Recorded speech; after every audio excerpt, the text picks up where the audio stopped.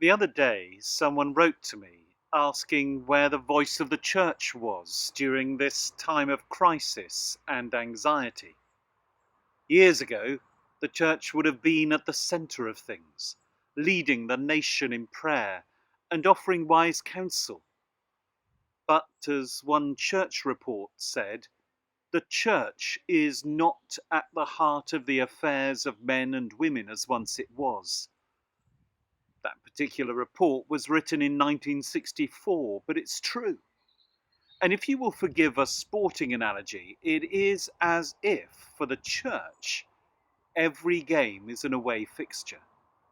We are not at home in this culture as once we were. The gradients and characteristics of the pitch are all new to us. Support for us is at best contested, but is often overwhelmed by opposing or challenging voices.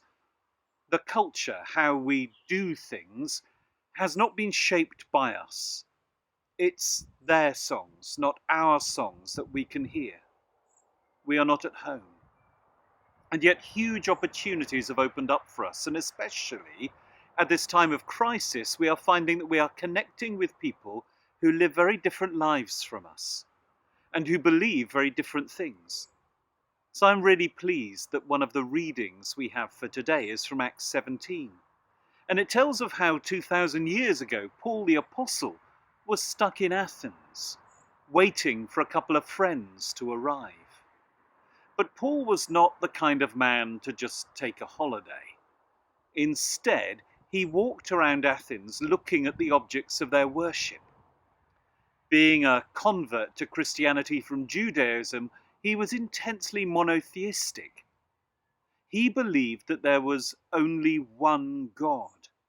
But here he was wandering among various shrines to a whole panoply of gods.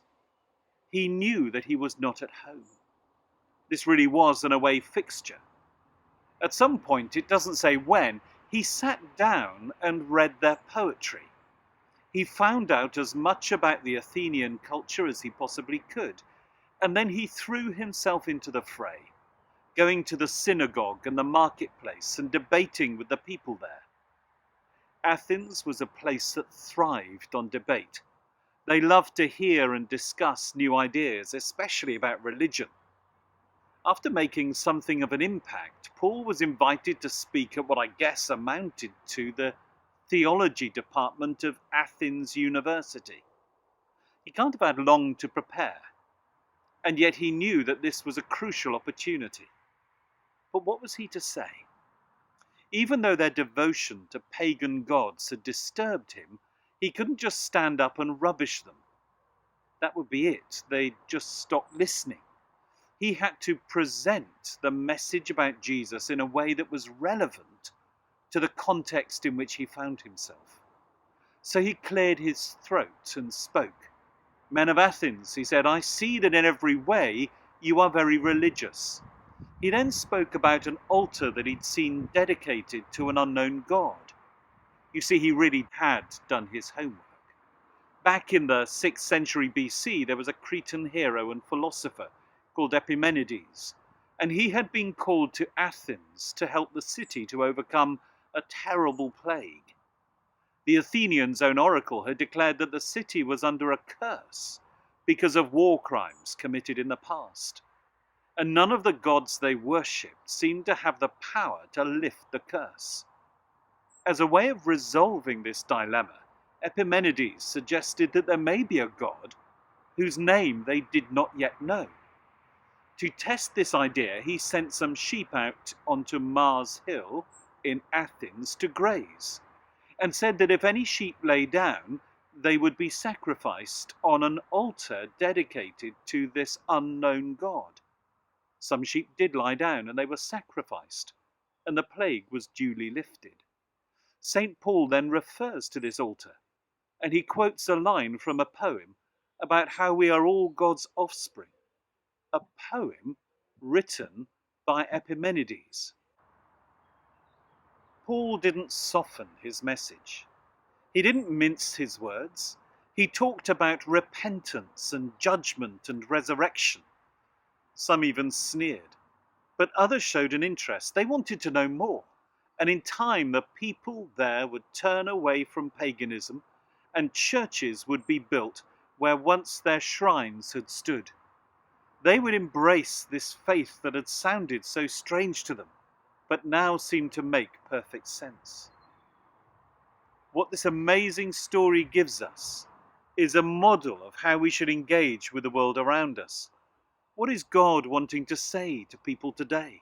To friends and relations who do not share our beliefs but are intrigued by how we're responding to things? To those with whom we come into contact through work, in Zoom meetings or team meetings or by email? To those who choose to watch, maybe even for a moment, some of our online services? To those struggling to make sense of these strange times in which we live? And perhaps one thing we can say, because we are modeling it and we are living it day after day after day, is that God, our God, is in the thick of this stuff with us. That the God who made the world and everything in it does not live in shrines or church buildings made by human hands. That he's not far from each one of us, for in him we live and move and have our being. The church may not be at the heart of the affairs of men and women as once it was. We may feel that we're not at home in this culture. But in our homes, and amongst those with whom we spend our days, we can show what it means to live and move and have our being in God. We can worship and pray and be consoled by a God who, whether we are home or away, never leaves our side, and from whose love we can never be separated. These are times of real opportunity for the church. Let's not waste them in petty squabbles about things made by human hands. Let's reach out to a world in which people need to hear a message of hope and comfort and peace. Let's listen and love, and in humility share what we have been so blessed to have discovered. That here, right here, God is present.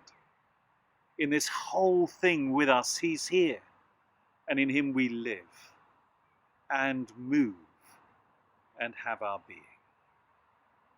Amen.